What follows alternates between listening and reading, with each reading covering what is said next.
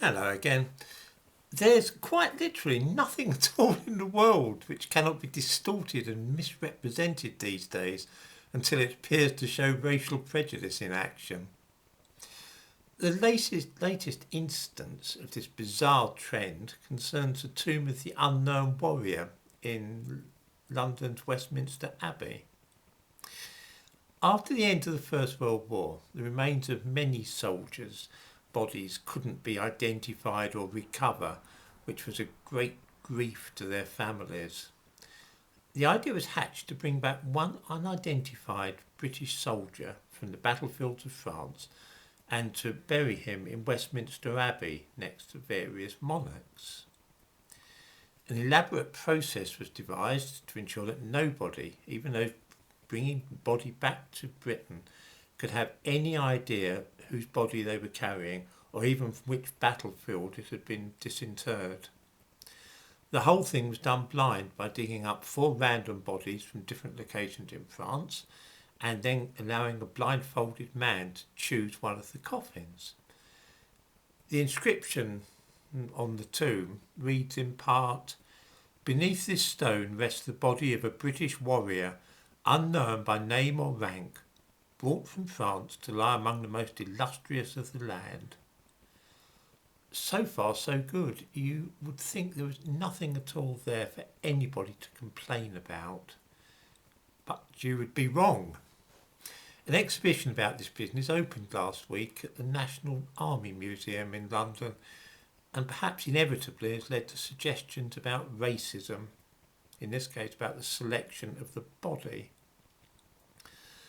The man organising the exhibition is called Justin Saddington, and he's worried because there was no mention in any of the records he's seen of Indians or other forces from the British Empire who fought in France alongside the soldiers from Britain.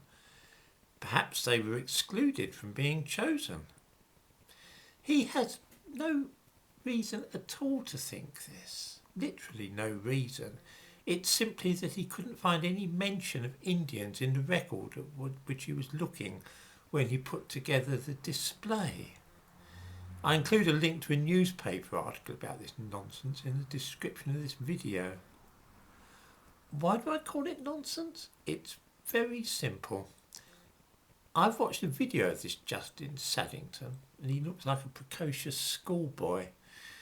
Certainly he's not old enough to remember a time when race mattered a little less in Britain than it does today. The reason that there is no specific mention of any of those colonial troops is because it would have been considered completely irrelevant in 1920 when all this happened. The British Army encompassed all the soldiers of the Empire from any country at all. It included the Sikhs fighting in France, the people from Glasgow or Dublin, those from Africa. The idea that anybody would have been sifting through the corpses when they were looking for a warrior and rejecting someone because he had dark skin or came from one unit or another is absolutely grotesque. And in fact, Saddington has found not a shred of evidence that this happened.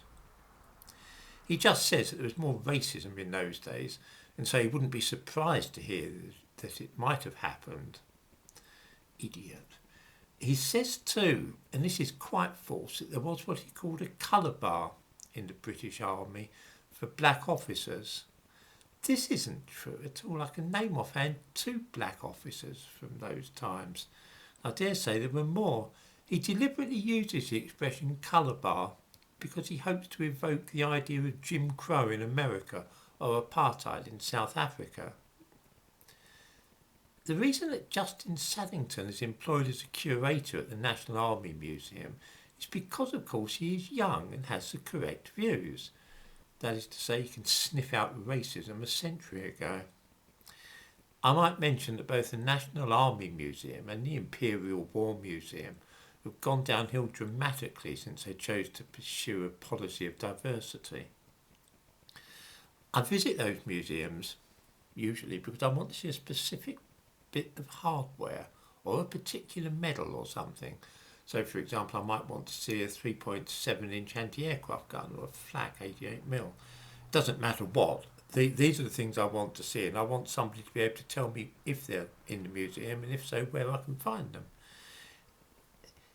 They used to employ as attendants there former soldiers who were middle-aged and elderly men who knew a lot about warfare and guns and could answer practically any question you had about guns, artillery or anything else.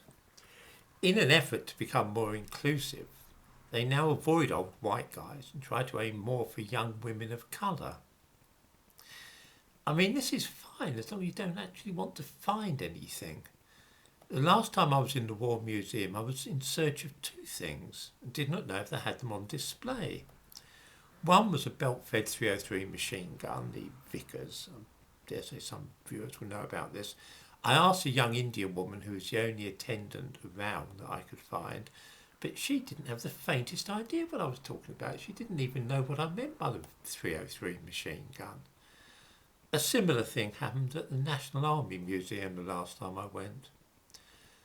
Of course, they don't really like weapons at all at either of those military museums these days. Guns are bad, aren't they? Instead, they have displays about refugees or the role played by dogs in the First World War.